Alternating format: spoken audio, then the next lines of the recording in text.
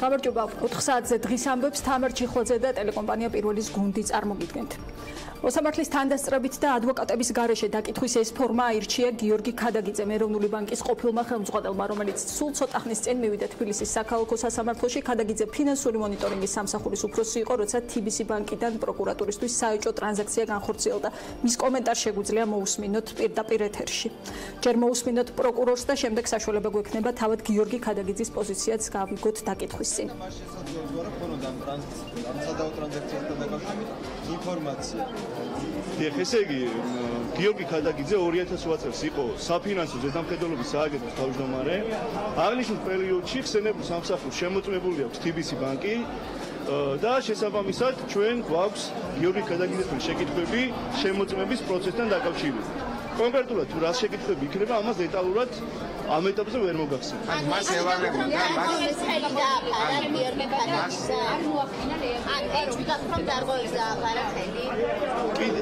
კიდევ ერთხელ გიმეორებთ. გიორგი ქადაგიძე აღნიშნულ პერიოდში იყო სააგენტოს თავმჯდომარე, იმ სააგენტოს, რომელმაც შეამოწმა TBC ბანკი და შესაბამისად ჩვენ გვაქვს შეკითხვები შემოწმების პროცესთან დაკავშირებით. დამატებით ამ ეტაპზე ვერაფერს ვერ მოგახსენებ.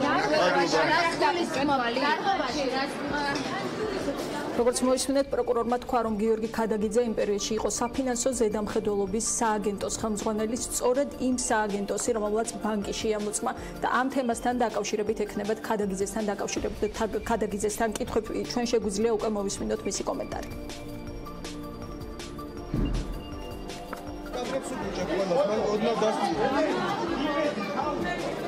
ექუცამი არ არიან თემზა. მე გავაკეთებ კომენტარს, ცივ კომენტარს გავაკეთებ შესვამდე, ხოლო ჩვენების მიცემის მერე უფრო ცვლად ცხადია გავაკეთებ კომენტარს. პირველი და ყველაზე უფრო მნიშვნელოვანი, TBC ბანკი არის საქართველოში ყველაზე მსხვილი ფინანსური ჯგუფი. შესაბამისად, ის მოვლენები, რომელიც ამ ჯგუფის დამფუძნებელი პარტნიორების ირგვლივ ვითარდება, საჭიროებს და ის კითხვები, რომელიც ისმის, საჭიროებს პასუხებს ყველა მხრიდან და მხოლოდ ძალიან მაღალი სტანდარტის საჯაროობა არის გამოსავალი ამ ვითარებიდან, ვინაიდან ეს საკითხი უკვე გაცდა კონკრეტული ბიზნეს ჯგუფის ან ადამიანების არეალს და წარმოადგენს გაცილებით დიდი საჯარო ინტერესის საგანს, რაზეც დღევანდელი რეზონანსულობა ამ საქმის მეტყველებს. ამიტომ მე მივესალმები მაქსიმალურ საჯაროობას ამ პროცესების ერთი. მეორე ვფიქრობ, რომ მნიშვნელოვანია პარლამენტის როლი გაძლიერდეს, ვინაიდან აი ამ პროცესებში, ვინაიდან ჩვენ ვნახეთ, რომ სწორედ საპარლამენტო კომიტეტზე გაისმა ყველაზე უფრო ხმაურიანი განცხადებები და ბრალდებები. ამიტომ ვფიქრობ, რომ დროებითი საგამოძიებო კომისია არის ყველაზე უფრო ადეკვატური გადაწყვეტილება იმ თვალსაზრისით, რომ საგამოძიებო კომისიის მანდატის ქვეშ ყველა მოხელეს, მოქმედს, ყოფილს, წარსულს, ექს და ასე შემდეგ აუცილებლად მოუწევთ გამარტივების გაკეთება ყველა კითხვასთან დაკავშირებით და მხოლოდ ამის მერე შესაძლებელი იქნება საჯარო ინტერესის დაკმაყოფილება. თქვენ თუ შეისწავლეთ ეს ტრანზაქცია ბალანსიორში, თქვენ თუ შეისწავლეთ ეს ტრანზაქცია და კონდაკტი. თქვენ თუ შეისწავლეთ ეს ტრანზაქცია ჯერ თავდაპირველად ამაზე გვიხარეთ. ყველა სხვა საკითხთან დაკავშირებით თქვენი ნებართვით მას მე გაგისვამ თუ შეიძლება ანუ 2008 წელს როდესაც რა დროსაც ეძავებიან TBC ბანკს ამ გაურკვეველ ტრანზაქციას თქვენ მუშაობდით და ხელმძღვანელობდით სწორად ვიცი საფინანსურ განყოფილებას ანუ პროკურატურას თქვენგან აინტერესებს კონკრეტულ კითხვებზე პასუხები იცოდით თუ არ იცოდით ამ ტრანზაქციის შესახებ გადამოწმეთ თუ არ გადამოწმეთ ანუ ხო ეს ამ კითხვებზე პასუხის გაცემა მოგიწევთ გულწრფელი რო ვიყო ყველაზე მეტად მაინტერესებს რა აინტერესებს პროკურატურას რეგულატორს ეს არის ჩემი კომენტარი ამასთან დაკავშირებით. ძალიან 4 საათზე იწყება, 4 საათზე. 4 საათზე. დანარჩენ ყველა საკითხთან დაკავშირებით თქვენი ნებართვით რომ გამოვალ, აუცილებლად გავაკეთებ პროცესს კომენტარს. კიდევ ერთხელ ძალიან მაინტერესებს მეც კითხვები, რომელიც უნდა იყოს დასმული და კიდევ ერთხელ ვამბობ, სრულ საჯაროობას უჭერ მხარს. გოდიში უნდა ყველაზე მეტად მაინტერესებს რა აინტერესებს პროკურატურას, ასეთი იყო მოკლე შეფასება ეროვნული ბანკის ყოფილი ხელმძღვანელის გიორგი ქადაგიძის დაკითხვაზე შესვლის წინ. მე კიდევ ერთხელ შეგახსენებთ, რომ ის ადვოკატის გარეშე არის მისული პროცესზე და მან სწორედ გუშინ პროკურატურაში დაბარების შემდეგ მოითხოვა სასამართლოში დაკითხვა. ქადაგიძე მხარს უჭერს მაქსიმალურ საჯაროობას და ასევე მხარს უჭერს პარლამენტში საგამოძიებო კომისიის შექმნას. განვაგრძობთ თემას ბიზნესმენთა დუმილი, რატომ არ უჭერენ მხარს საჯაროდ მამუკა ხაზარაძეს მსხვილი ან მცირე ბიზნესის წარმომადგენლები. გირჩის მწვავე განცხადებას იმის შესახებ, რომ დუმილის საბჭოთა ცეხავიკების სტილია ეს ბრჭყალებში, რომელიც კომპარტიის კეთილგანწყობის მოპოვებას ცდილობენ, მხოლოდ ერთი ბიზნესმენის თემურ ჭყონიას პასუხი, უბრალოდ კი გარკვეული პროტესტი მოხდა. გიორგი კიკაბიძემ დღეს სხვა ბიზნესმენებთანაც სცადა იმის გარკვევა, რატომ მერიდებიან ისინი პოზიციის საჯაროდ გამოთქმას, მას პირდაპირ ეთერში ვთავთ. გიორგი, ვინ იყვნენ შენი რესპონდენტები, როგორც ვიცი, ეკონომისტებსაც ესაუბრენ. დიახ, ბუნებრივია ჩვენ დღეს მთელი დღის განმავლობაში ვცდილობდით დაკავშირებას სხვადასხვა ბიზნეს სექტორის წარმომადგენლებთან, თუმცა ისინი კამერებთან გამოჩენას და განცხადებების გაკეთებას ერიდებიან, მაგრამ ეკონომისტები და ფინანსისტები ღიად საუბრობენ იმაზე, თუ რას ითხოვს საზოგადოება იმ ადამიანებისგან, რომლებიც საქართველოში ბიზნეს კლიმატს ქმნიან. როგორც იცით, მამუკა ხაზარაძემ ბიზნეს სექტორს მაშინ გააცნო მუქარი შემცველი წერილი შინაარსი, სანამ ეს საზოგადოებისთვის საჯარო გახდებოდა. მეტიც TBC-ის დამფუძნებელმა წერილის შესახებ საქმის კურსში ჩააყენეს დიპლომატიური კორპუსის წარმომადგენლები. ჩვენი რესპონდენტები ამბობენ, რომ ხაზარაძეს ახლა მისი კოლეგების მხრიდან ყველაზე მეტად ჭირდება მხარდაჭერა და ისინი უნდა დაუდგნენ გვერდში მსხვილი საფინანსო ინსტიტუტის ხელმძღვანელს, რომელსაც ამ დრომდე ხელისუფლება ატერორებს. ქართული ოცნების ხელისუფლებაში მოსვლის შემდეგ მე მახსოვს ბიზნესმენების განცხადებები ამ ბიზნესის რენესანსის და აღმავლობის ხანის და გაფურჩქნის შესახებ. თუ ასე ფიქრობენ ისინი და ფიქრობენ, რომ ბიზნესი არანაირი ზეწოლა არ არის, რა თქმა უნდა, მათ სიტყვის თავისუფლებაში მით უმეტეს ალბათ არავინ არ უნდა ერეოდეს. მაგრამ როგორც ჩანს, სლად რენესანსში ვერ არიან და გარკვეული შიშები იმასთან დაკავშირებით, რომ მათ ეხლა აქ საუბარი არ არის რაღაც ვიღიმე ციხეში ჩასვამს არ ამით დაემუქრება. უბრალოდ საუბარი აქ მათ ბიზნეს ინტერესებზე, უფრო მეტის ფულის შოვნაზე, ან იმის დაკარგვაზე, რაც აქვთ. რაც რა თქმა უნდა რისკია ბიზნესმენისთვის, მნიშვნელოვანია რომ მათ ხარი და ზოგადად პოზიცია დააფიქსირონ, აქ იმად ითვლება რაღაც პოლიტიკური განცხადებები არ გავაკეთოთ, გეგონება რაღაცა კეთროვანობა ეს პოლიტიკა და თუ შეეხე შენ ცუდი ხარ უცებ. აქ საუბარი იმაზეა რომ თავისი პოზიცია თავისი ადგილიდან თქვენ ამ ადამიანებს არავინ არ თხოვს იმათ რომ მინისტრები გახდნენ დეპუტატები და მერე ილაპარაკებენ. Ძალიან რომ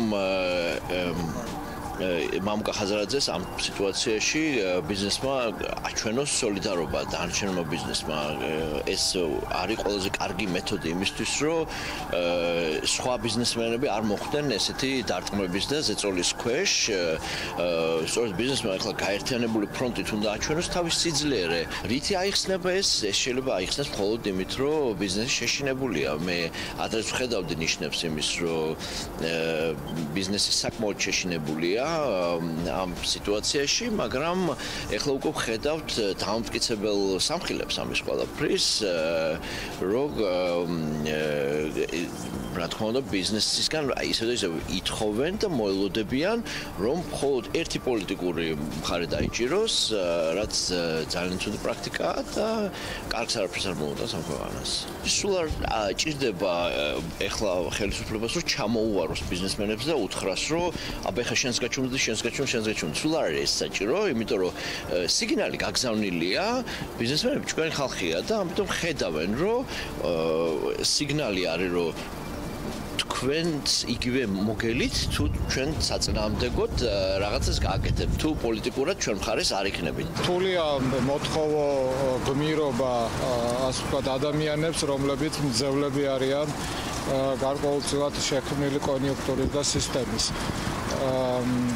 ამ ბიზნესებში რა თქმა უნდა არის ისეთი ბიზნესები, რომლებსაც სუფთად აქვთ ნაშოვნი შემოსავალი, რაც აქვს მიღებული, მაგრამ ამავე დროს ალბათ არიან ისეთი ბიზნესებიც, რომლებიც მთლიანად ხელისუფლებაზე არიან დამოკიდებული და რომ არა ეს ხელისუფლება, შესაბამისად ისინი ვერ შექმნიან თავიანთ ბიზნესს. თუმცა იმ ბიზნესებისთვისაც კი, რომლებსაც არანაირი ვალდებულება არ აქვს ხელისუფლების მიმართ, რა თქმა უნდა, აქვს გარკვეული შიში, იმიტომ რომ ხედავენ, რომ ამ ქვეყანაში არანაირი სამართლებრივი სისტემა არ ფუნქციონირებს, არანაირი ინსტიტუტები არ არიან და ნებისმიერ ვთქვათ ქმედებას ხელისუფლების მხრიდან შესაძლოა მოყვეს რეპრესიები მათ მიმართ. Biznes sektორის წარმომადგენლები მკაფიო პოზიციის დაფიქსირებას ამ დრომდე ერიდებიან, თუმცა BMG მოახერხა თემურ ჭყონიასთან გასაუბრება. ბიზნესმენი ამბობს, რომ TBC ჯგუფის ირგვლივ ყოველას ჰქონდა აზრის გამოხატვის სურვილი, თუმცა პოლიტიკოსების არასწორმა მესიჯებმა ბიზნესმენებს დაუკარგეს სურვილი, რომ ჩაერთონ ამ პროცესებში. უფრო კონკრეტულად რას ამბობს ჭყონია, მოვისმინოთ ვრცლად.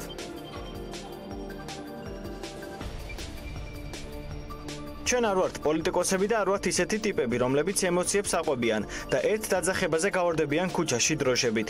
ბიზნესი არის საზოგადოება, რომელიც ქვეყნის დოვლათს ქმნის და ამ დოვლათით არსებობს ის ხალხი, ვინც აკრიტიკებს და ბიზნესს მშიშრებს ეძახის. ეს არაა სწორი.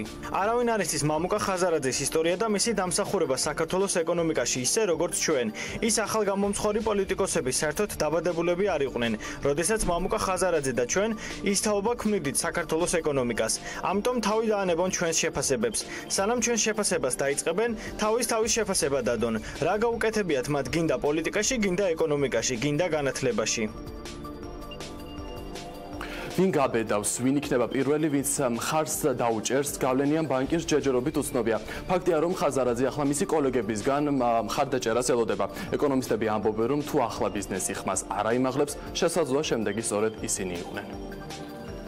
მადლობა გიორგი კიკაბიძეს, მან გაგვეცნო ფინანსისტებისა და გიორგი კიკაბიძეს, მან გაგვეცნო ფინანსისტების და ეკონომისტების მოსაზრებები, თუმცა არის თუ არა ხაზარაძის საქმე მხოლოდ ერთი ბიზნესმენის პრობლემა, ჩვენ უკვე ვიცით პროკურატურის რეაგირება, უბრალოდ კი უარი რეაგირებაზე გულისხმობ წერილის ნაწილს, როგორი უნდა იყოს პარლამენტის რეაქცია მთელ ამ ამბავზე, მამუკა ხაზარაძის საჯარო გამოსვლაზე პარლამენტში, ამ თემაზე უკვე ვისაუბრებთ აკაკი ზოიძესთან პირდაპირ ეთერში უმრავლესობის წევრთან ერთად. ბატონო აკაკი, მადლობა გადაცემაში მონაწილეობისთვის.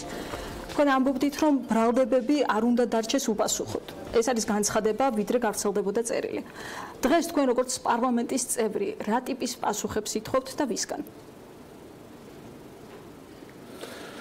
მოგესალმებით, ძალიან სამწუხაროა, რომ ჩვენ დღეს არ ვლაპარაკობთ და მე ველოდებოდი, რომ ჩვენ ჩართვა ძირითადად იქნებოდა განათლების რეფორმაზე, იმ ძალიან მნიშვნელოვან ინიციატივაზე, რომელიც აქვს ქართულ ოცნებას, საშვილიშვილო ინიციატივაზე მე ასე ვიტყოდი, იმიტომ რომ ეს არის მართლაც დიდი იდეა, რომელიც ჩვენ შეგვაძლევს ბატონო აკაკი დავაზუსტებ გასაგებია ჩვენ გვესმის რომ ეს მნიშვნელოვანი რეფორმაა, თუმცა ეს არის სამომავლო გეგმა, ჩვენ ფორმატს გვია დღის ამბები, დღის ამბავი, დამეთანხმებით ალბათ რომ არის მამუკა ხაზარაძის თემა, ამ თემაზე 8 საათიან გამოშვებაშიც იქნება სიუჟეტი და ექნება კოლეგებს ამაზე საუბრის საშუალება, ჩვენი საუბრის თემა დღეს არის ის. მესმის, მაგრამ მე ჩემთვის უფრო მნიშვნელოვანი ეს თემა გახლავთ. Raudem მნიშვნელოვანიც არ უნდა იყოს ბატონ მამუკას თემა თუ TBC ბანკის თუ იმ საკითხების, რაც არის საუბარი, თუ ანაკლიის სპორტის, მაგრამ უმნიშვნელოვანესი თემა არის განათლების რეფორმა და ჩემ და სამწუხაროდ დღეს ახლა მე უნდა გვიწევდეთ ჩვენ საუბარი იმ თემაზე, რომელიც ჩემი აზრით საერთოდ ცოტა გაუგებარი გახდა მას მერე, რაც რაღაც ეს ეგრეთ წოდებული წერილი გამოჩნდა ამ საქმეში, რომელიც ეს უკვე იმ კომენტარის მერე იყო, რაც მე გავაკეთე და მე მამდე მინდა გითხრათ ზოგადად ძალიან თხილად ვეკიდებოდი ამ თემას. ჩემი კომენტარი მამდე სულ იყო, რომ მაქსიმალურად სწრაფად უნდა გაეცეს თუ რაიმე კითხვა არსებობს ამ TBC საქმეში პროკურატურის განცხადების მერე, იმისათვის რომ არ მიადგეს ჭრილი არც თქვათ საფინანსო სისტემას, არც ანაკლიის სპორტს, რომელიც არის სასიცოცხლო მნიშვნელობის ამ ქვეყნისათვის და მოუწოდებდი, ასე თქვათ, ყველა დაინტერესებულ ხარეს, რომ ეს პასუხები სასწრაფოდ ყოფილიყო მოძიებული, შეჯერებული და დასრულებული ეს თემა, მაგრამ არა, ვიცით რა, ახლა ცოტა ამ წერილმა ცოტა ესეთი სტაბილიზება გამიჩინა, რომ ეს არის ინგლისურად ამას ქვია smoke screen, არის რაღაცა ორთქლის ეკრანი, რომლითაც ხდება გადატანა ყურადღების იმ ძირითადი თემიდან, რომელზეც პასუხები მე სამწუხაროდ დღემდე ვერ მოვისმინე. იმ რომელიც იმ ტრანზაქციიდან, რომელიც მინიმუმ საეჭვოა და როცა ვამბობთ, რომ ეს ეჭვი უფრო და უფრო იზრდება იმის გამო, რომ ამწუხარ პასუხები არ ჩანს და ეს ეჭვები კიდე ჩრდილს აყენებს სწორედ იმ თემებს, რადგან უკვე ვისაუბრეთ. ამიტომ ჩემთვის ცოტა გაუგებარია, რა კავშირი არის ამ წერილის, რომელიც გახდა დღის თემა, ნაცვლად იმისა, რომ თქვათ, ჩვენ გვესაუბრა დღეს ჩვენ შვილებმა და შვილიშვილებმა რა განათლება უნდა მიიღონ და ქვეყანა როგორ უნდა განვითარდეს. მე მესმის, რომ დღეს საზოგადოება არის იგივე მდგომარეობაში ჩავარდნილი. მნიშვნელოვანია ქვეყნის განვითარებისთვის. მე მესმის თქვენი წუხილი ნაწილობრივ შეიძლება ამას ვიზიაროთ, მაგრამ გასაგებია. მე კითხეთ, პირველი კითხვა იყო, ვისგან ელით პასუხს? პარლამენტის ფორმატში, ვისგან ელით პასუხს? ბიზნესის თავისუფლება. მე პასუხეს პროდუქტში ველი ჯერ ერთი მე მაინტერესებს პროკურატურიდანაც და თუ ხა ბატონი მამუკა და ბატონი ბადრი მობრძანებულიყვნენ პარლამენტში და მათ თქვა თავიანთი ინფორმაცია მოგვაწოდეს იმ ტრანზაქციასთან დაკავშირებით, მაგრამ მე ამ მომწვევ პასუხები ვერ მივიღე იმასთან დაკავშირებით, თუ რასთან გონდა საქმე ამ ტრანზაქციასთან მიმართებაში, იყო თუ არა კანონდარღვევა, თუ როგორი სიმძიმის კანონდარღვევა, უკანონო იყო ეს თლიანად ეს აქცია, თუ არ იყო უკანონო, ეხლა უკვე ახალი ჩდება, როდესაც ამის მერე ჩვენ გადაგვაქვს თლიანად ჩვენი დისკუსია გადადის სხვა სიბრტყეში და გასაგებია რომ საზოგადოებისათვის როგორც კი ახსენებ ბიზნესის თავისუფლებას, როგორც კი ახსენებ მედიის თავისუფლებას, რა თქმა უნდა ეს სენსიტიური თემებია, რომელიც გახდა საფუძველი სწორედ ქართული ოცნების ხელისუფლებაში მოსulis. ასე რომ გავაზუსტებან კითხვები მხოლოდ ერთი ადრესატის თავი მომავალთან უფრო უნდა იყოს. ერთი ადრესატი ყავს თქვენ შეკითხვებს მხოლოდ. თქვენ საუბრობთ კითხვებზე, რომელიც დაგრჩათ ამ გამოსვლის შემდეგ. მხოლოდ ერთი მისამართი აქვს. მე ბატონ მამუკას და ბატონ ბადრის ძალიან დიდი ხანია ვიცნობ და პატივსცემ მათ მიერ ამ ქვეყანაში გაკეთებულ დიდ საქმეებს. მაგრამ ინდულგენცია ნებისმიერ შემთხვევაში, ხო, წარსული დამსახურება არასდროს არ არის ხოლმე. მით უმეტეს იმ პირობებში, როდესაც ასეთ სერიოზული ბრალდებები ხდება რაღაცა ქაღალდზე დაყრდნობით, რომელსაც არც წარმოშობა არის გაურკვეველი და ვინ მოიტანა მალეცხოვრის ვინაობაც გაურკვეველია, ასე თქვა, თვითონ უსტარის რაობაც გაურკვეველია და ასეთ ფაქტებზე დაყრდნობით ვაკეთებ ძალიან ძიმე ბრალდებს, იმიტომ რომ მე ამ ბრალდებს პირადად ხელისუფლების პასუხისმგებლობაში ვთვლი და ჩემ თავზე ვიღებ პირდაპირ ამ ბრალდებას იმაში, რომ ჩვენ დღეს ბიზნეს უქმნით პრობლემებს, თუმცა რაღაც რაც წერია იქ ცოტა გაურკვეველია რა კავშირშია ერთმანეთთან ეს ტრანზაქცია და რა კავშირშია ტევე პირველი სარედაქციო პოლიტიკა, რომელსაც არ ამგონია მე არ შეიმჩნევია, რომ თქვენ თუნდაც მეორე ტურის და პირველი და მეორე ტურის აღარ მინდოდა შინაარს ჩასვლა, მაგრამ არ შეიმჩნევია, რომ რაიმე ზეგავლენა გეტყობოდა თქვენ რედაქციულ პოლიტიკაზე მკვეთრი და ვერ ხედავდი იქ ასე ვთქვათ. ჩემთვის პირველი სამუშაო დღე ამ ტელევიზიაში, თუმცა გეთანხმებით, რომ ბევრი საერთაშორისო ავტორიტეტული ორგანიზაციის დასკვნით ტევე პირველი ნამდვილად იყო დაბალანსებული და ობიექტური, თუმცა ეს არის ერთი პუნქტი ამ ნაწილის, არის სხვა პუნქტი, რომელიც დადასტურდა და მამუკა ხაზარაძემ გააკეთა ის განცხადება, რომელზეც ასე გაურევ ორთქლის ეკრანი სწორედ მაგას ქვია. თლათ თუ არაფერი სიმართლესთან არ იქნებოდა ახლოს ან რაღაცა რეალობასთან ერთი ფაქტი მაინც დაკავშირებული, ამას რა თქმა უნდა ვერავინ არაფერი არ დაიჯერებდა, მაგრამ როგორც კი ჩემთვის ახლა ცოტა რთული, ცოტა ესეთი თემა არის, იმიტომ რომ ეს არის ჯაჭვის ნაწილი ჩემთვის, რასაც უყურებ. რა პირველი ის რომ თურმე და ყველაფერი რა თქმა უნდა მიდის და ამ წელს მე ხდება მე ორკესტრირებული ასე ვთქვათ აჟიოტაჟი მის თაობაზე ოპოზიციის მხრიდან, ოპონენტების მხრიდან იმის თაობაზე, რომ აი თელი ეს არის ჯაჭვი თურმე ბიძგანაშვილს ჯერ უნდა და ტიბისის ბანკის ხელში ჩაგდება, ეს ბოლო რამდენიმე თვეა ეს თემები მუსირებს, ხო? კვირიკაშვილი ამ თემას შეეწირა, ტიბისის ბანკის ჩაგდება უნდა და მე ანაკლის სპორტის ხელში ჩაგდება უნდა და ვინუშლიდა, მაგრამ ნუ ეს ყველაფერი ერთ ასე ვთქვათ სცენარში ჯდება იმ რაღაცა ალტერნატიული რეალობის, რომელიც იქნება, ხო? და ახლა უკვე კონკრეტიკა მოდის აქედან, რომ აი წერილით ეს მოხდა და უცებ ხდება ქრება ყველანაირი კითხვა იმასთან დაკავშირებით, თუ რაზეც მთელი ეს პროცესი დაიწყო. მე რა თქმა უნდა მე მივესალმები და რა თქმა უნდა არ გამქრალა საქმე რა შეიძლება სწრაფად ეს ყველა გაურკვევლობა დიახ წერილთან დაკავშირებით მაინტერესებს დეტალურად მე ძალიან მინდა რომ პრაქტიკულად კი ბატონო გასაგებია ამ გაურკვევლობის დასრულება გარკვეულწილად შეეძლო პროკურატურასაც რომელმაც პრაქტიკულად არ ჩაატარა არანაირი საგამოძიებო ქმედება მას შემდეგ რაც გამოჩნდა ეს წერილი ამ ნაწილში თუ ამ წერილზე რა უნდა ჩაეტარებინა მაშინ მაგალითად და როგორც ზვიად კორძაძე მისაუბრა გუშინ TV პირველის ეთერში შეეძლო როგორც მინიმუმ დაეკითხა ის ბიზნესმენები, ვისთანაც მამუკა ხაზარაძემ ისაუბრა ამ წერილის არსებობის შესახებ. ან ფორმალურად მაინც დაეკითხა შინაგან საქმეთა მინისტრი. თქვენ ვერ ხედავთ ამ მედებების საჭიროებას? ისაუბრა რას ქვია ხა?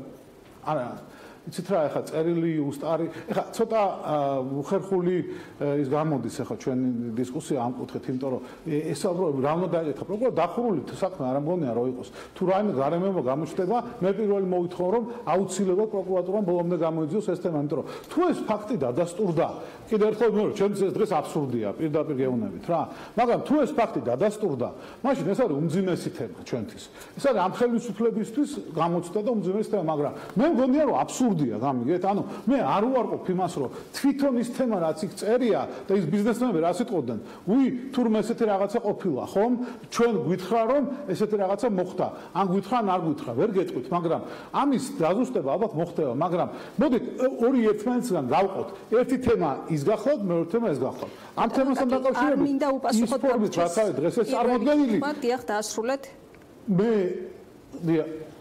პირველი კითხვა არ მინდა დამჭიროს უპასუხოთ პარლამენტმა რა ტიპის პასუხი უნდა მიიღოს თქვენ წარმოადგენთ პარლამენტს პარლამენტმა რა ტიპის რა ფორმატში და ვისგან უნდა მიიღოს პასუხი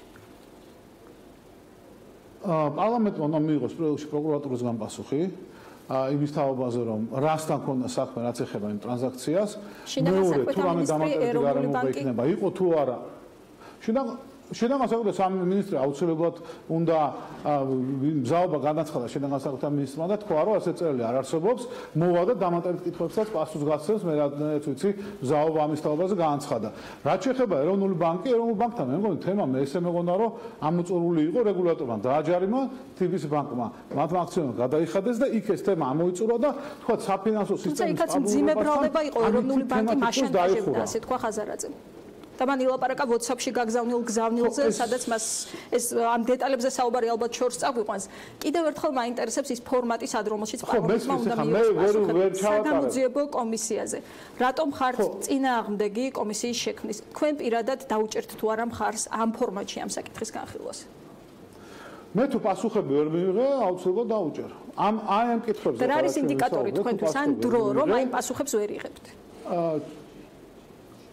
გარკვეული ჩემი ინდიკატორი იქნება გარკვეული დრო ალბათ რომ აი გარკვეული ხნის გასვლის შემდეგ გონივრული ვადა იმიტომ რომ მოდით ახლა ცოტა ვადა უნდა მივცეთ იგივე პროკურატურას რომ დაასრულოს თავის მუშაობა ძალიან რეზონანსული საქმე გახლავთ ეს აქ რაიმე მცირე ხარვეზიც კი გამოიწვევს თლიან დისკრედიტაციას მთელი ამ პროცესსა და იგივე დისკრედიტაცია იქნება პროკურატურის ჩვენ თუ არ ვაცადეთ და ეხლა შევქმნით დროებით საგამოძიებო კომისია მაშინ აღარ გვჭირდება ეს ინსტიტუტი საერთოდ და პარლამენტში შევთავსოთ ეს ფუნქცია ან ბატონო თოკახიძეს რომელიც თქვა ითხოვს და გამოცდილება პროკურორული მუშაობის ან ყოველ შემთხვევაში თეორიული მაინც და მან ჩაატაროს გამოძიებები მაგრამ ჩემი აზრით არასერიოზულია ჩვენ აქ ინსტიტუციების დაყრდნობას შეიძლება ამით შევუწყოთ ხელი გასაგებია რომ დღეს პროკურატურასთან შეიძლება ბევრი კითხვებია იმასთან დაკავშირებით რამდენ სწრაფად აკეთებენ რამდენ დროულად ხდება ეს ყველაფერი მაგრამ გარკვეული გონივრული დრო მივცეთ მაგრამ ამ გონივრული დრო თქვენთვის საკვარი სასურველ გონივრულ დროს აი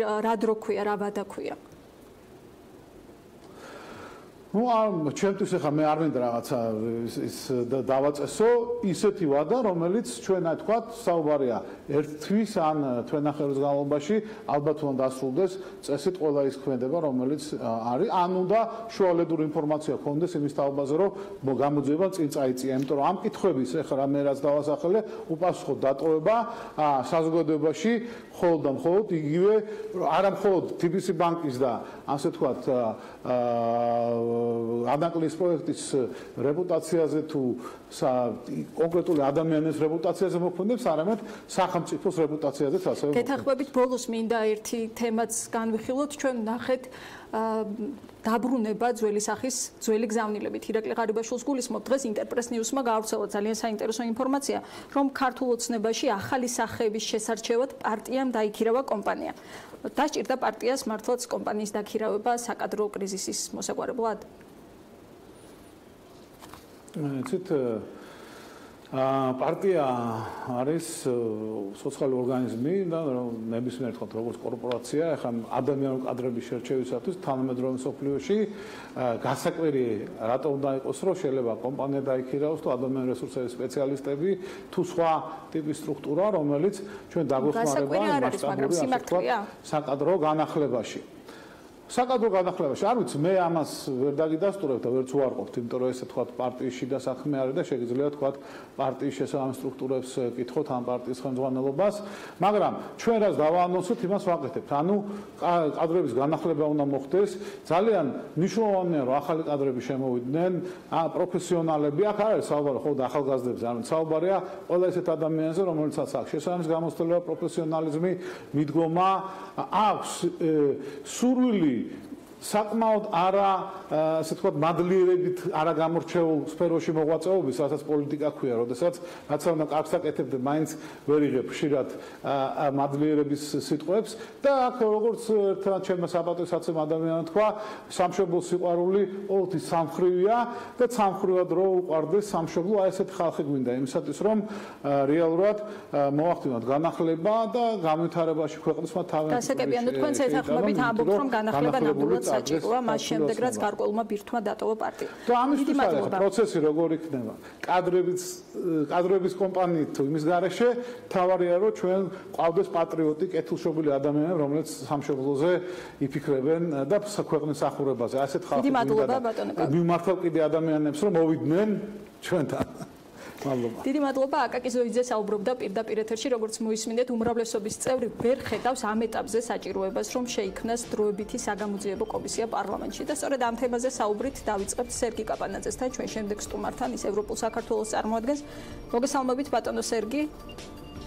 მადლობა გადაცემაში ჩართვისთვის, თქვენ უსმენთ. და გილოცავთ პირველ დღეს და პირველის ეთერში. დიდი მადლობა.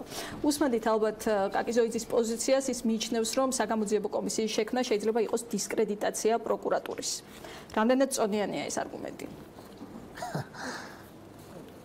აი, მეცინება პროკურატურა რო ამ საქმეს არ გამოიძიებს, ნუ თუ არსებობს ერთი ადამიანი მაგ ადამიანის ზურგზე საქართველოში, რომელიც მიიჩნევს, რომ პროკურატურა ამ საქმეს გამოიძიებს ნორმალურად. შეტევა TBC ბანკზე მიიტანა და ხაზარაძეზე და ჯაფარიძეზე მიიტანა პროკურატურა. ერთ-ერთი ინსტრუმენტია ჩვეულებრივად პროკურატურა ამ შემთხვევაში ივანიშვილის. ერთ-ერთი ინსტრუმენტია პროკურატურის განცხადები დაიწყო ეს ყველაფერი. პროკურატურის განცხადება მიაყენა რამდენიმე ათეულ მილიონიანი ზიანი TBC ბანკს. პროკურატურის მეორე განცხადება იყო აქ მოსმენის მერე, რომელსაც ასევე დისკრედიტაციის პირდაპირ სურვილი გამოავლინა და ეხლა ვიღაცა მართლა სერიოზულად ველოდება, რომ პროკურატურა გამოიძიებს ამ ამბავს. ის წერილი, რომელიც მიიტანა პროკურატურაში, იმავე რამდენიმე წუთში იქნა უარყოფილი პროკურატურის მიერ და იქნება გამოძიება ჩაეტარებია ჯერ და მოეფიქრებინა ვინ დაეკითხა, ვინ გამოეკითხა, ტევ პირველთან დაკავშირებული ხელმძღვანელი პირები იქნება დაებარებინა და გამოეკითხა. ანუ რაღაცა ქმედებები ჩაეტარებინა იქნება. აი ესე პირდაპირ შეხვედრა რომ დამთავრდა ერთ წამში რომ თქვენს რომ არაფერი არ არის ეს წერილი უბრალოდ ფანატინა ქაღალდია. ოღონდ როცა ჭირდება ეს ფანატინა ქაღალდი, იგივე გიგი უგულავოს საქმეზე და სხვაგან მტკიცებულებად გამოიყენეს იმით რომ წინასწარ პატრიოტობაში დაეტოვებიათ. ამიტომ ხა პროკურატურის იმედი ვისა აქ ამ ქვეყანაში გარდა ქართული ოცნების, მაღალჩინოსნების და გულმხურვალე მხარდაჭერების მე უბრალოდ არც მესმის და სამარცხვინო ეკპოზიცია პირდაპირ გეუბნები და არ აქვს მნიშვნელობა პარლამენტის წევრი, რომელიც მაგას აღიარებს, რომელი პოლიტიკური პარტიის წევრი არის. როგორც პარლამენტის წევრი, როგორც ამ ინსტიტუციის წარმომადგენელმა, პირველ რიგში ის ინტერესი უნდა გაატაროს, რომ პარლამენტი იყოს მაქსიმალურად ჩართული და პარლამენტმა თავისი როლი შეასრულოს ამ საქმის გამოძიებაში. პარლამენტის როლზე როცა საუბრობთ, ბატონ სერგი, მინდა პარლამენტის წევრი ამბობს, რომ არ გვინდა საპარლამენტო კომისია, აი როგორ უნდა გავაკეთო, ამაზე სერიოზული კომენტარი ხდება. გასაგებია, პარლამენტის როლზე როცა საუბრობთ, ალბათ ამ შეკითხვას არ დავსვამდით ცოტა ხნის წინ საკონსტიტუციო უმრავლესობის პირობებში, თუმცა დღეს საგამოძიებო კომისიის შექმნას უკვე ქართული ოცნების ყოფილი თანაგუნდელებიც მხარს უჭერენ. როგორ ფიქრობთ, რა შანსი აქვს თქვენის ინიციატივას და რა შანსი აქვს ამ კომისიას რომ შეიქმნას? ჩვენ ვმუშაობთ ამ თემასთან დაკავშირებით, გვაქვს კონსულტაციები სხვა პოლიტიკურ ძალებთან, კონკრეტულ დეპუტატებთან და ძალიან მალე ეს საკითხი იქნება ასე ვთქვათ, გამოტანილი და კენჭისყრაზე დაყენებული და ვნახავთ ვინა პოზიციას დაიჭერს. იმიტომ რომ ამ პარლამენტში ყოველ შემთხვევაში ევროპულმა საქართველომ, როგორც ყველაზე დიდ ოპოზიციურმა ძალამ აჩვენა, რომ საგამოძიებო კომისიის მუშაობა შეიძლება იყოს წარმატებული და ეს ხორავას ქუჩის საქმეზე ჩვენ ვაჩვენეთ. და შესაბამისად ეს ინსტრუმენტი არის ეფექტური ინსტრუმენტი, რომელიც შეიძლება ნებისმიერ მნიშვნელოვან საკითხზე იყოს გამოყენებული სიმართლის გასაგებად. და ტიბის ბანკის საქმეზე და ხაზარაძესთან დაკავშირებულ საქმეზე ბუნებრივია შეიძლება იყოს გამოყენებული იმ მიზნით, რომ საზოგადოებამ რეალურად გაიგოს სიმართლე. და აქედან გამომდინარე მოუწევს ყველა დეპუტატს თავის გადაწყვეტილების მიღება, მას მართლა უნდა რომ ივანიშვილის მორჩილ პროკურატურას მიენდოს ბოლომდე და მათ პასუხებს დაელოდოს, თუ თვითონ უნდათ რომ მიიღონ მონაწილეობა ამ საქმის ბოლომდე განხილვაში. ბატონო სერგი, წერილზეც მინდა რომ ვისაუბროთ უფრო დეტალურად. რესპონდენტი ამბობდა რომ იგი ეხლა მივალ წერილზე წინა რესპონდენტი ამბობდა რომ ეროვნული ბანკის მიმართ კითხვები თითქოს არ არის და მარტო შინაგან საქმეთა მინისტრის მოსვლა უნდა პარლამენტში. და ნურას უკაცრავად ეროვნული ბანკი კი არა. ეროვნული ბანკის ხელმძღვანელი კი არ უნდა მოვიდეს მარტო და ყველა კითხვას პასუხი გაცეს. მთავარი პროკურორიც უნდა მოვიდეს და ყველა კითხვას პასუხი გაცეს. ისევე როგორც შინაგან საქმეთა მინისტრი. ოღონდ ეს კითხვა პასუხი სამწუხაროდ არ არის საკმარისი, რომ ბოლომდე იქნას გამოძიებული ასე ვთქვათ ეს საქმე. ანუ მარტო კომიტეტის ფორმატში მოსმენა, ან პენალურ სხდომაზე მოსმენა არ არის საკმარისი. საგამოძიებო კომისიას ეგბერკეტები აქვს, რომ მას შეუძლია ადამიანები დაიბაროს გამოკითხვაზე, გამოითხოვოს ყველა მასალა, საჯაროების ყველაზე მაღალი ხარისხი შეუძლია. გასაგებია ვნახოთ იქნება თუ არა პარლამენტს ამ ბერკეტის გამოყენების საშუალება. მე მინდა წერილზეც ვისაუბროთ. ჩვენ დღეს მოვისმენთ მსგავსი კომენტარები, რომ ეს არის ფარატინა ქაღალდი, რომ შეეძლოთ ენკი ბენკიზეც ესაუბრათ და ასე შემდეგ. თქვენთვის პირადად რამ განსაზღვრა ამ წერილის დამაჯერებლობა? გასაგებია რომ ამ წერილს არ ქონდა არანაირი მაიდენტიფიცირებელი ნიშანი და ეს ვერ იქნებოდა მისი უტყუარობის დასტური. მაგრამ თქვენ რამდენად დაიჯერეთ?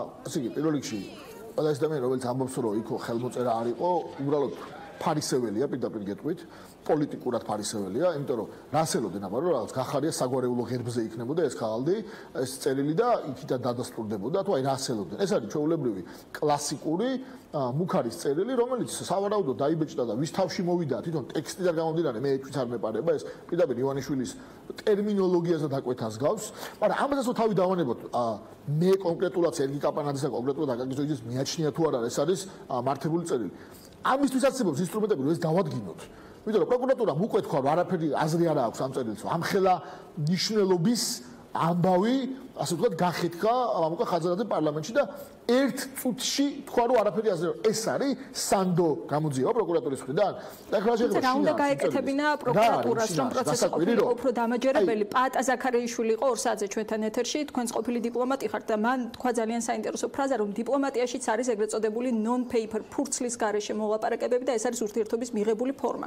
ამ შემთხვევაშიც ეს შეიძლება და ყოფილიყო თუმცა მტკიცებულებების მოპოვება რამდენად იოლია ეხება საქმე non-paper ფურცლის გარეშე ურთიერთობას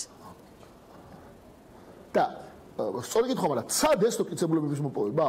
ანუ ეს ის შემთხვევაა, როცა პროკურატურა შეეცადა რომ მიეღო მტკიცებულებები? კითხეს ხაზარაძეს იმოთქვა შუამავას ვერ დავასახელებოდა, კაი, და დამთავრდა და ვერ გავიგე. იქ არ არის საკმარისი ინფორმაცია იმასთან დაკავშირებით, რომ თვითონ შეეცადო, თვითონ ეცადათ გამოძიების წინ წაყვანა? იქ კონკრეტული ადამიანები არიან ახსენები, კონკრეტული ბიზნესები არიან ახსენები. და იქნებ ისე ჩაეტარებია ჯერ მოკვლევა, ეგრევე რომ ამ ყველაფერს უგულებელ ყოფა გაკეთეს. ამითაც დაადასტურეს, რომ მათ არ აინტერესებს სიმართლის დადგენა, მათ აინტერესებს ივანიშვილის ინტერესების დაცვა. ეხლა რაც ეხება შინაარს, მე რატომ გონიათ თუ ეს წერილი ავთენტურია და რეალობას წარმოადგენს? ზუსტად ასახავს იმ ისტერიულ პანიკურ ტონს და იმ პანიკურ განწყობას, რომელიც ჰქონდა ივანიშვილს პირველი და მეორე ტურს შორის. მისი ცნობილი გამოსვლა წაშლილი სახეობა ხო გვახსოვს ყველას. ის რომ ივანიშვილს არ უნდა თავისუფალი მედია, ამ შემთხვევაში ტივი პირველზე მაქვს საუბარი. ესეც ხო ყველას კარგად ესმის, ხო რუსთავიორთან მიმართებაში რაც გააკეთა. ეს არ არის მის ინტერესში რომ იყოს თავისუფალი მედია საქართველოში და ეხლა თუ ის შეეცდებოდა და მედიას გააჩუმებდა რაღაც თავისი მაქინაციებით, რა თქმა უნდა ამასთიდა და ხაზარაძემ რო განცხადება გააკეთა მათ შორის აი ამ რევანშის დაუშვების დაკავშირებით, ესეც ერთ-ერთი მანიშნებელია. მაგრამ ჯამში ამასაც რო თავი დავანებოთ, კაცო რაზე არის საუბარი ხო? როცა შეიცვალა წინა ხელისუფლება კვირიკაშვილი რო გაუშვა ივანიშვილმა მეორე კვირიდან თუ მეორე დღიდან დაიწყეს ეს შეტევა ხაზარაძეს. ხაზარაძეს ჰქონდა როგორც ჩანს კარგი ურთიერთობები კვირიკაშვილთან, მისი გარკვეული ფარი იყო და როგორც კი ეს ამბავი მოიშალა პირდაპირ ფრონტალური შეტევა განახორციელეს. ეს საქმე საიდან დაიწყო? არ დაგვავიწყდეს ყველა საზოგადოებას მინდა მიმართო რა. ეს საქმე დაიწყო იქიდან რომ მთავრობის დაქვემდებარებაში ყოფილი ფინანსური მონიტორინგის სამსახურმა მიმართა პროკურატურას და ეროვნულ ბანკს. ანუ პირდაპირ მთავრობამ დაიწყო ეს საქმე. და მერე უკვე თორსა ეროვნული ბანკის გატარებული სანქციები ცალკე არის, მაგრამ საჯაროდ ეს ყველაფერი გამოიტანა პროკურატურამ. ანუ გასაგებია ძალიან დიდი მადლობა ბატონო და პირდაპირ ჩანს თუ ვის რა ინტერესი გააჩნია აქ და ამიტომ კიდევ ერთხელ ბოლოს სიტყვას ვიტყვი, ამიტომ ერთადერთი სწორი გზა რომ ეხლა ამას საზოგადოებამ ასე ვთქვათ დათელი მოფინოს და გაიგოს რა ხდება რეალურად არის პარლამენტში დროებით საგამოძიებო კომისია. სხვა გზას მე უბრალოდ ვერ ვხედავ, ამიტომ ამ პროკურატურის იმედზე მართლა ჩემი მტერი იქნა სულიად ასე ვთქვათ ბატონ ყმურ გამოკიდებულებაში არის ივანიშვილი. მადლობა სერგი კაპანაძეს, ევროპული საქართველოს წარმომადგენელს, რომელსაც ამ სიტუაციიდან როგორც მოვისმინეთ, დიდი მადლობა. ერთადერთ გამოსავლად მიაჩნია საპარლამენტო საგამოძიებო კომისიის შექმნა. ამ თემას ჩვენ განვაგრძობთ ცოტა ხანში რეკლამის შემდეგ, ასე რომ დაგველოდეთ რამდენიმე წუთში პირდაპირ ეთერში ვართ.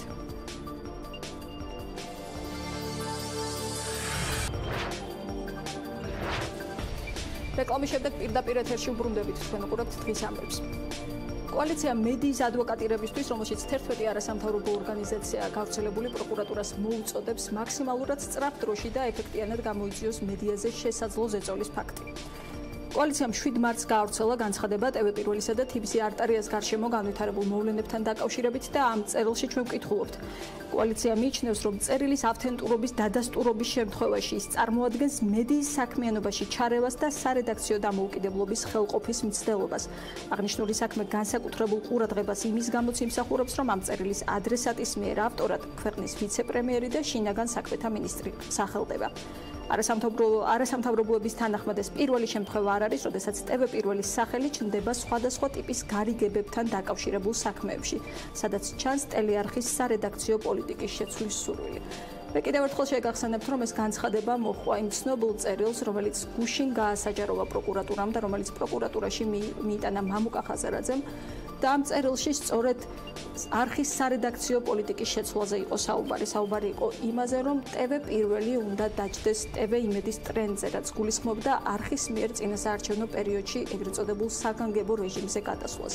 ამ წერილში, რომლის ავთენტურობის დადასტურებამდე შორია და რომლის ექსპერტიზაც დარჩა ლონდონში წაღებული წერილის იმედად, იქაური გამოძიების იმედად, ამ წერილში საუბარი არის მეორე ტელევიზიაზეც, არტარიაზეც და ნათქვამია, რომ მისი ობიექტურობის დონე უნდა გაიზარდოს.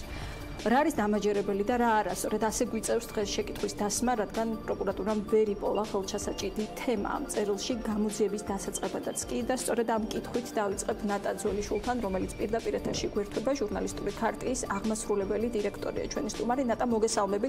მადლობა ჩართვისთვის. თქვენს განცხადებაშიც აღნიშნულია, რომ თუ წერილის ავთენტურობა დადასტურდება, ეს იქნება მედიის საქმიანობაში ჩარევა. რა თქმა უნდა, ჩვენ მხოლოდ ვარაუდებით ვსაუბრობთ თუ დადასტურდება, თუმცა მიუხედავად ამისა, მაინტერესებს თქვენთვის რა ნიშნები იყო დამაჯერებელი ამ წერილში? რა თქმა უნდა, მნიშვნელოვანია, რომ საბოლოო ჯამში გამოძიებამ დაადგინოს როგორც ამ წერილის ავთენტურობა, საერთოდ TV პირველთან დაკავშირებით რა კონტექსტში იყო TV პირველი ნახსენები და შეესაბამება თუ არა ეს სიმართლეს, ეს არის ჩვენთვის ძალიან მნიშვნელოვანი და ჩვენ განცხადებაში სწორედ ამას მოვუწოდებთ პროკურატურას, რომ ღია და გამჭვირვალედ წარიმართოს გამოძიება. ეს პირველი შემთხვევა არ არის, როდესაც TV პირველი ნახსენები არის სხვადასხვა ტიპის გარიგებებთან დაკავშირებით, აი ამ მოლაპარაკებებში და არაერთხელ გაჟღერდა უკვე ინფორმაცია, რომ არსებობს გარკვეული სურვილები ამ ტელეკომპანიის სარედაქციო პოლიტიკის შეცვლის. ჩვენ მიგვაჩნია, რომ ყოველი ასეთი მითქმა-მოთქმა საჭიროა, რომ დასრულდეს იმ თვალსაზრისით, რომ საბოლოოდ გამოძიებამ გასცეს პასუხი ყველა კითხვას. ჩვენ როგორც წინა შემთხვევაში ახლაც დავჭით ასე გარკვეული საუბრის ამარა და ჩვენ არ ვიცით დადასტურებულად ნამდვილად ფიგურირებდა თუ არა ეს ტელეკომპანია რომელიმე ტიპის გარიგებაში. ეს რა თქმა უნდა უარყოფითად აისახება თავად ტელევიზიაზე, ჟურნალისტებზე, იქ სამუშაო გარემოზე, იმიტომ რომ თითოეულმა ჟურნალისტმა, როგორც ამ ტელევიზიაში, ისე სხვა მედია საშუალებებში, უნდა იცოდეს, რომ მათი სარედაქციო დამოუკიდებლობა იქნება გარანტირებული და ისინი ვერ გახდებიან ინსტრუმენტი სხვადასხვა ტიპის ვაჭრობის, გარიგების, სხვადასხვა ხელისუფლების წარმომადგენლების, სურვილების ასრულების თუ ასე შემდეგ. ეს სპეკულაციები რომ დასრულდეს ცხადია, ამისთვის გვჭირდება ჩვენ ძალიან გამჭვირვალე გამოძიება და ამ თემასთან დაკავშირებით კი პროკურატურამ დასაწყისშივე გითხრა, რომ ვერ დაადგენს ავთენტურობას. ანუ ამ მითქმა-მოთქმის დასრულების სურვილს ოფიციალური უწყებების მხრიდან თქვენ ჯერჯერობით ვერ ხედავთ? ვერ ხედავთ და ძალიან სამწუხაროა რომ არა მხოლოდ ასეთი ტიპის საქმეებში, არამედ მაგალითად ჟურნალისტთა ხელშეშლის საქმეებში და სხვა ტიპის საქმეებიც საბოლოო ჯამში გამოუძიებელი რჩება ხოლმე, ან დაიწყება გამოძიება და ჩვენ არ გვაქვს შედეგი, არ ვიცით ვინ დაისაჯა, ან ვინ არ დაისაჯა, ვინმე მიეცა პასუხისგებაში თუ არა. ნებისმიერ შემთხვევაში ყოველი ასეთი საქმე ახალისებს რა თქმა უნდა იმას, რომ ჩვენთან მედია გამოყენებული იყოს ინსტრუმენტად სხვადასხვა ადამიანების ინტერესების გასატარებლად და აი ამ გარკვეული ტიპის გარიგებების ვაჭრობის საგნად, რაც ცხადია საერთო ჯამში ქმნით არაჯანსაღ მედია გარემოს ქვეყანაში. ნატა, სხვათა შორის, როდესაც დაიწყო მთელი ეს პროცესი მამუკა ხაზარაძესთან და TBC ბანკთან მიმართებაში, ჩვენ მოვისმინეთ სხვადასხვა ვერსია, რომ რა შეიძლება იდგეს ამ ყველაფრის უკან, რა შეიძლება იყოს სამიზნე. ანაკლია პირადად მამუკა ხაზარაძესთან უსიამოვნობა თუ ასე შემდეგ. ამ წერილის შემდეგ გაჩნდა თითქოს მესამე ვერსია, მედიაც. თქვენ დაინახეთ ერთგვარ სამიზნედ ამ პროცესით მედია გარემო ზოგადად. იცით რა, იმდენად ერთი ნაგლეჯი იყო ამ წერილიდან ნაჩვენები ყოველგვარი, თქვა, დამატებითი ინფორმაციის გარეშე, რომ ჩემთვის ძალიან რთულია ვამტკიცო რაიმე ან გამოვთქვა ან შევიქმნა წარმოდგენა სხვადასხვა თემაზე. სწორედ ამიტომ ვფიქრობ, რომ ძალიან რთულია ახლა ამაზე ლაპარაკი, თუმცა ფაქტი ერთია, რომ მედია აქაც იყო ნახსენები და ძალიან სამწუხაროა, რომ ასეთი გარიგებების დროს მედია ხდება ხოლმე ერთ-ერთი, ასე ვთქვათ, ჩდება მათი სახელწოდებები ასეთ გარიგებები, ასეთ თემებთან დაკავშირებით და ამიტომაც არის ძალიან მნიშვნელოვანი მოწოდების სიმაღლეზე ყვავდნენ ჩვენ სამართალდამცავი უწყებები, საგამოძიებო უწყებები და ასე შემდეგ.